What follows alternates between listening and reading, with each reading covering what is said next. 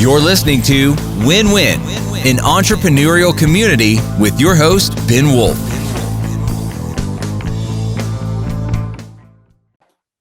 Welcome to Win-Win, an entrepreneurial community. I am Ben Wolf, as always, your host, and we are going to learn from our guest today how to effectively go solo as an executive. Invite everybody to pause this for a moment here. It definitely helps us, definitely helps get the message out to more people. Leave a review, follow, comment, share, whatever, that all of those things help. So please take a moment to do that. And without further ado, we'll get into introducing our guest today, who is the co-founder of Voyager U, a learning platform for executives and others who have gone solo or who are preparing to do so, to help them learn what they need to know to set themselves up right, get clients, and be successful as fractional executives, as people who are going solo. He is also a fractional CMO, and you can find out more about him and what he does and the platform that he has set up for people who are going solo or who have gone solo, want to do so successfully, and resources, trainings for them at voyageru.com. That's Voyager with an EU, G-E-U, Voyager, V-O-Y-A-G-E-U-R, the unexpected U in the middle there. Don't forget that, voyageru.com. And I welcome John Arms. Welcome. Thank you, Ben. It's the Canadian way of spelling Voyager U, and I'm not even Canadian, but I'm in Minnesota, so I'm very close. Okay. Well, sometimes we say it's Voyager University. Voyager U. I should pronounce it that way because it is a little confusing to me. So hard for me to get the hang of it, but happy we're able to share about Voyager U. And I want to get started with telling our listeners and our viewers a little bit about, give us a quick 2-minute history about yourself. How did you get into this? Like setting up a platform for training people how to successfully go solo. Where'd you come from? How'd you get here? Yeah. So, well, thank you. Thank you for having me. Where did I come from? How did I get here? Everybody has a fun story about that. I got here, how I think a lot of people end up becoming fractional, and that is a little tired of the norm of after 28 years in business, of the norm in corporate America. And even though I had my own business and started it, and I started an agency and ran it for 14 years, but I got here because I thought, geez, the way we work seems so inefficient. Traffic, commutes, meetings that just never seem to end, opening the laptop at sunrise and not, opening it back up again at 9 o'clock after. I looked at that and I went, and that's all normal, right? That's just norm. And I'm like, man, this is messed up. There's got to be a better way. So I decided to sell my business and explore. I'm like, oh, what's this gig economy is happening? Explore what a better way is. And so I went solo myself. And I kind of went through the crucible there. And through that process decided that it's not really a good path to do it, because there's no incentive for the American economy to really train you to do this. We're trained to kind of go through the normal, get a job, grow in place, and all that kind of stuff. So right. I went through the crucible and figured it out myself, and came across a great business partner, Jason Voyevich, along the way. And after we kind of figured it out, we thought, this is a good model. We're successful independent professionals. Let's open the gate behind us and let others come in. So we created Voyager University to do just that. Awesome. Definitely see the need out there. In fact, you're familiar. We've talked a lot about my new company, Fractional Leadership, which is a platform for referring to business owners, vetted fractional leaders that are a good fit for them.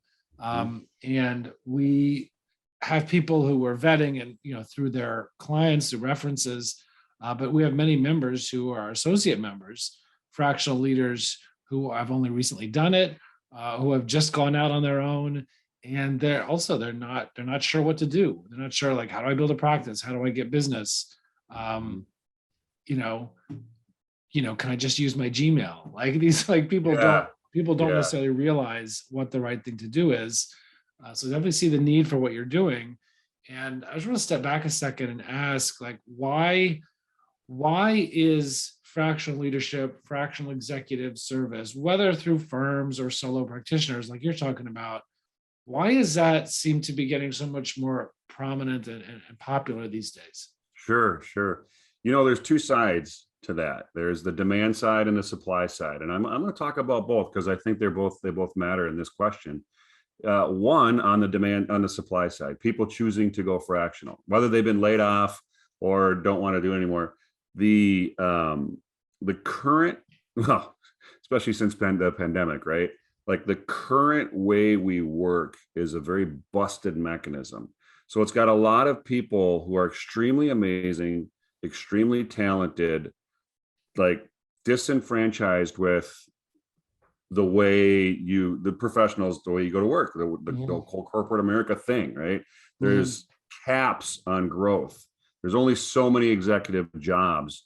There's this thing happening where businesses, they want to reduce their costs. So they look at some of their older workforce and they just sort of cut them out because they've acquired, a salary that's maybe beyond what they want to pay. And so there's this population, and it's a very large population, Ben. It's so many people like, you know what? This isn't working for me anymore. And so they come out.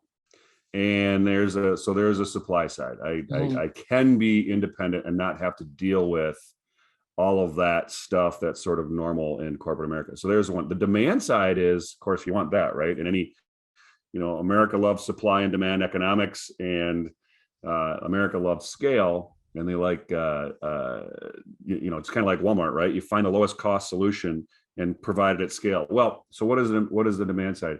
Businesses are onto it. They're like, I can bring Ben, for example, let's just say you're a fractional CTO. Technology is your thing. I don't know if that's your thing, but if it was, in fact, I know it's not your thing, but, let's go with that example. Yeah, right. But they're trying to grow. They're trying to survive. They're trying to get out of these last few years, and they're cash strapped. And so because they're cash strapped, they're like, okay, well, how do I really need wise people here. 5 grinders chewing away at things isn't nearly as good as one good thinker right now. And so the demand side is like, I need the wisdom, got to have it. Otherwise we're not going to grow and sort of adjust to what the last 2 years have been. The numbers work great. I can hire Ben.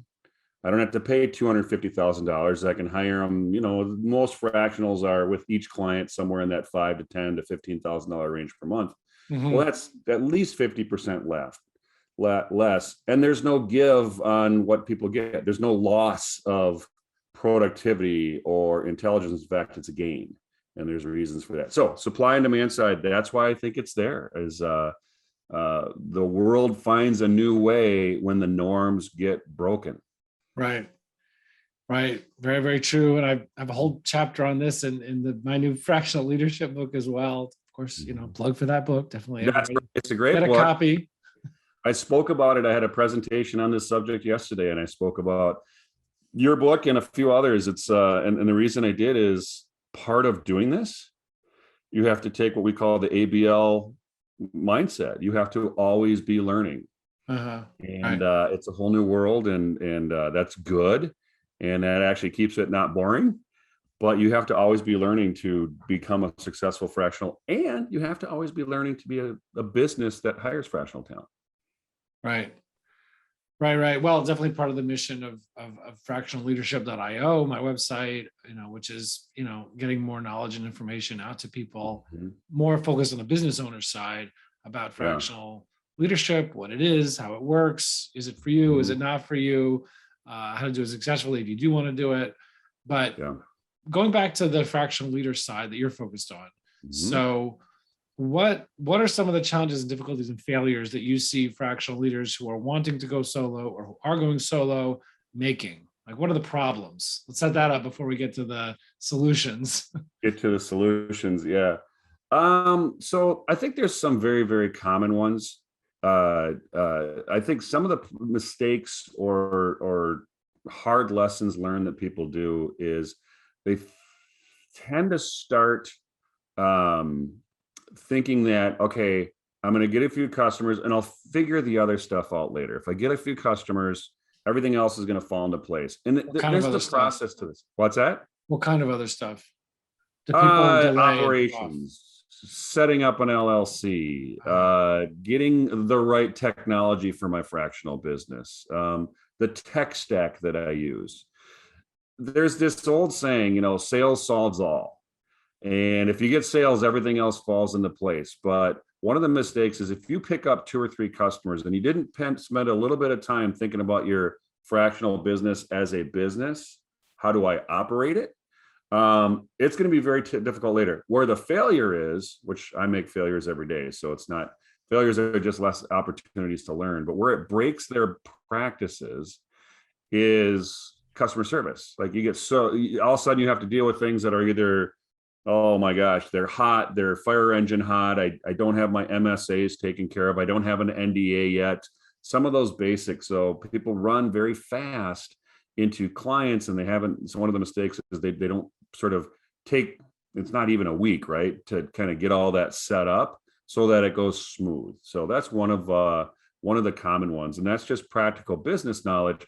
I think the other one is the mindset. It really is there's this dilemma in the fractional world in between the ears, and that is, can I do this? They're going to find, imposter syndrome comes up, fear of failure. There's so much emotional stuff wrapped into this. And so you really do have to take some time and sort of, ready your brain to approach this. It's a different way of working. And so the mindset piece, taking the moments to sit on a rock and really think about, what is the value that I bring? What is my superpower? How referable am I to others as I pick up clients? You have to spend time to really get through that stuff and think about it and polish it up. It's not good enough, for example, in sales, to say, I'm a fractional CMO. There's quite a few fractional CMOs out there. You have to get one level deeper to, what's your superpower? What are you awesome at? What are the key problems you solve? So that those are 2. I'll mention a third here. And I'm going to, because it's really, really important in choosing this career. I use the term referability a lot. We're so used to spreading the news about us. If we're looking for business, here's what I did. Here's where I worked. Here's my degrees. And it's sort of almost a puff up. It's so normal, right? It's the resume thing. And I worked at this great company everybody knows, and I got this degree. Well, businesses who are hiring fractional, I'll just be bluntly honest, they could give a rip. What problem of mine can you solve today? How good are you at it? What value do you bring my organization? Businesses are not going to try to Ouija board or interpret that from a resume. You really have to get down to your referability. So those are a few mistakes. There's plenty more that can be made. I've made all of them. There's dozens and dozens, and I've probably done it several times, but again, mistakes and failures are just opportunities to learn. Right. What about the topic of getting clients? Because you talk about, the problems once you have 2 or 3 clients. I think a lot of people's challenge is, again, I would love to have that problem of, things getting too complicated or not being figured out once I have 2 or 3 clients. I don't have any clients, or I only have 1. Like what do you teach people about how should they get business? How should they get clients? Like, what's the way to be successful at giving clients? That's like the $64,000 question that everybody wants to know about. It's a great question, and I talked about this yesterday at our monthly roundup, and how to kill it in sales for the fractional executive. And there's 3 components to it. How to get clients. So I'm going to start with the easy one: pipeline discipline. Every business that succeeds has a pipeline and operates a pipeline and has some discipline about it. And at Voyager, we've created a pipeline for our members. It's a simple spreadsheet. And business is a very, biz dev part of it is a very process thing.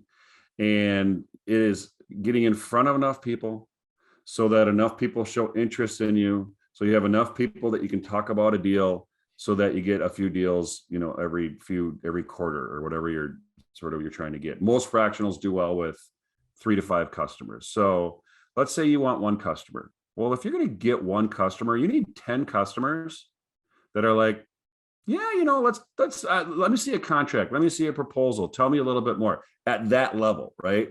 And if to get those 10 customers, you need about 100 finding you on LinkedIn, probably opening your emails and some of that sort of thing.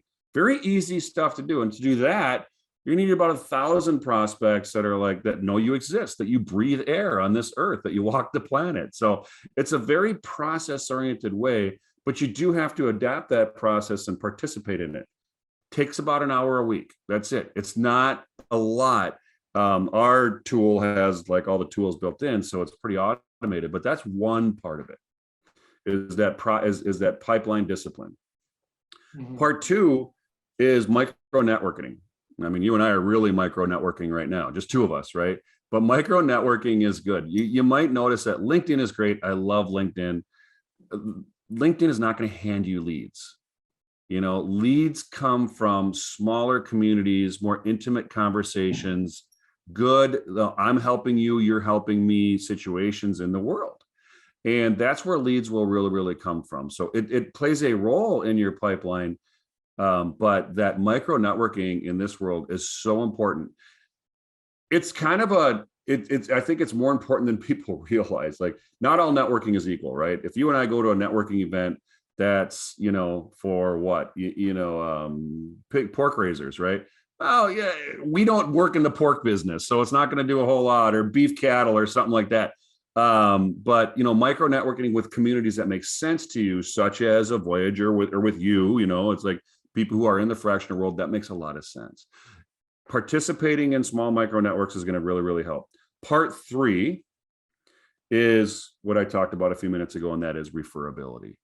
If your pipeline discipline is good and your micro networking is good, if you haven't done the 3rd element, really figured out your superpower and are able to communicate that in an instant and help people, refer people to you based on that, your referability, your superpower, that's sort of the magic in the whole thing. It's those 3 pieces. So are you referring, when you say referability, do you mean that as the elevator pitch? No, I've been avoiding that language. Yeah. Elevator pitches, I think, lately this last year, but you're using it as a message, as a point about messaging, not something else. It is a point about messaging. Yep. Elevator pitch. If I'm giving you my elevator pitch, if I ask somebody to give you an elevator pitch, what people tend to do, particularly if you're new into this world, what they tend to do is they tend to go into the resume thing. I've done this, I've been here, I've done that, I've worked with so-and-so. That's not a good elevator pitch. So I'll give you an example, and I'm going to use myself. Okay. I'm a fractional CMO. There's a lot of fractional CMOs. In the micro networking I do, there might be people who have clients that have problems with their marketing. So I have to not just say I'm a fractional CMO, I want to be the one that's selected. So my superpower as a fractional CMO, my superpower is storytelling. I'm a storyteller. And that's what my superpower is, a fractional CMO. That is extremely referable. If somebody's running into a customer, they're like, man, our brand is messed up. We're all over the board. It's a mess. So that I've nailed my referability down to my superpower is storytelling. That's extremely referable. So put that into the micro networks, get that into the pipeline, things tend to work out really, really well. So that referability piece is super important. It takes time. We've got training on it, of course, but it takes time and thinking. It doesn't happen quickly. Right. I refer to that. Fake it. What? And you can't fake it. You got to think hard about it. Everybody has one. I was talking to somebody yesterday who was new into this. And this individual, I was really pushing on it. I said, what's your superpower? Well, I'm an ops. I'm a great ops guy. I'm like, not good enough. What are you really, really awesome at? And he thought it a little bit. And then we kind of went, and he came back at the end of the conversation. He says, you know what? I am the chief fire extinguisher everywhere I go. Every time there's a problem, a severe problem with big issues and big implications, and that fire has to be put out, otherwise the business is going to really, really hurt. That's my job. I'm like, oh my God, that's amazingly referable. Write that down. That's an awesome superpower. You know what you made me think of? I mean, two things, well, three things. One is a trigger, right? Because if you have this referability statement, like, what am I referable for? You're telling them this is the trigger. When you are talking to any human being that you're talking to, and they say certain keywords, that is your trigger to think of John Arms or Ben Wolf or whoever it is. Yeah. So you're programming their minds with a trigger for what you do, and that's different from anything generic. Yeah. And the second element that relates to that makes me think of is reprogramming. Is what I always tell everybody who goes, who asks me, how do I succeed? And, going into fractional leadership of some form or other, is I always say that you have to reprogram your entire network. And that takes time because you've been 15 years as the tech guy at some big company, or you've been, 20 years in operations or in marketing at a marketing agency, or in-house at a company, or whatever it is that you were doing. And that's just like the box that they put you in their minds. So if they're talking to a business owner with a 30-person company, they're not going to think of you, because even if you told them one time that, hey, now I'm on my own as a fractional CMO, like, what does that even mean? I don't know what that means. Right. And then, so you have to have conversations every month or two, emails, whatever. So after 5, 6, 7 times, maybe 3, 4, 5, 6, 8 months of hearing you repeat your referability statement, as you called it, what's the trigger? Who do I help? What do I do? And they're like, it'll start to actually sink in that's what you do. Right. I come from marketing. Classic repetition is a wonderful thing, right, of the same idea, and it has to be dramatic. Dramatic? Is everybody has one. Everybody has a superpower. There isn't a person. You know what you made me think of with this story about is I've never thought of it that way, because I always say this phrase, but maybe this is my superpower. I never thought of it till the way that you explained it just now. But I think what my superpower is, and what I tell my clients all the time that my job is that I'm your CPO, your chief pushing officer. I'm a fractional integrator. I'm a fractional integrator, a fractional COO, basically. Yeah. But what I find myself doing in all sorts of ways is I'm the one that pushes and pokes and pushes and pokes and pushes and pokes. I take your goals, we clarify your vision, your goals, where the things need to get to. And then everybody gets distracted by all the day-to-day. They get distracted by all the fires they have to put out. And that's, let the fire extinguisher guy worry about that. But then nobody's worrying, nobody's focused, nobody's able to focus on what's going to get this business from where it was yesterday to where we want it tomorrow. Because if all you do is day to day and putting out fires, it's just going to continue the way it is forever. Right. You get into that behavior. So I'm just always in there, like pushing, even from the little things to the big things, like, this to do, was it done? When's it going to get done? How's it going to get done? Who's going to do it? On these little things, just pushing, like, till it gets done, or on the rocks, the big quarterly goals. I'm just saying, like, oh, you say that you say that quarterly goals on track. Well, okay, what are the things that have to happen between now and November 28th when it's due for that to be done? Listen to the answer.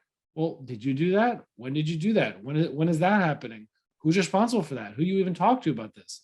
And I just push, or people make these like passive aggressive comments in a meeting. It's like, well, yeah, of course he says that. Whatever, like, and nobody even hears what they say. I'm just say, like, Jim, I'm sorry, could you say that louder? I couldn't hear what you just said, because there's an issue there. Yeah. And it's not getting addressed because he's dealing with it passively aggressively. So I push on it. I make him say something offensive to somebody else. Ben Wolf. Whatever. I'm like I didn't realize, like, that's what I am. I'm the chief pushing officer. The CPO, the chief pushing officer. When you think about that, I think it's beautiful. I think it's an awesome superpower. I think it's a rare superpower.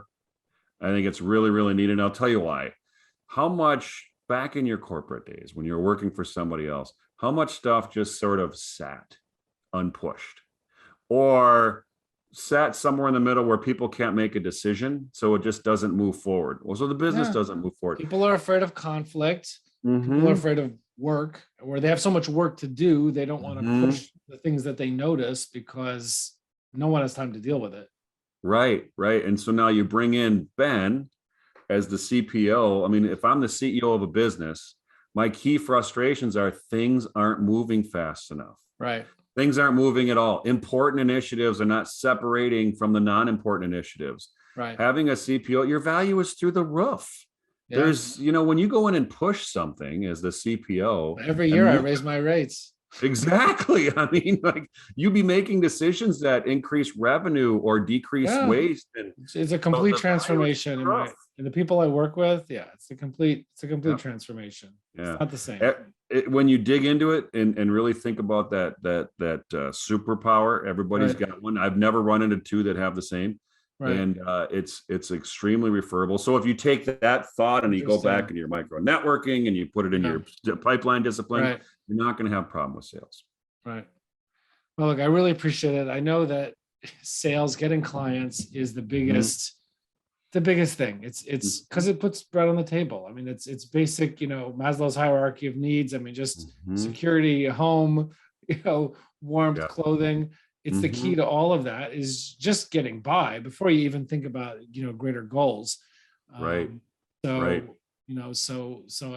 appreciate the point about referability and, some of that other stuff we and clarifying your superpower, making sure that's embedded in all of your communication, and the three elements you said: micro networking, referability, which is a clear message about your superpower. What was the first one? Pipeline discipline.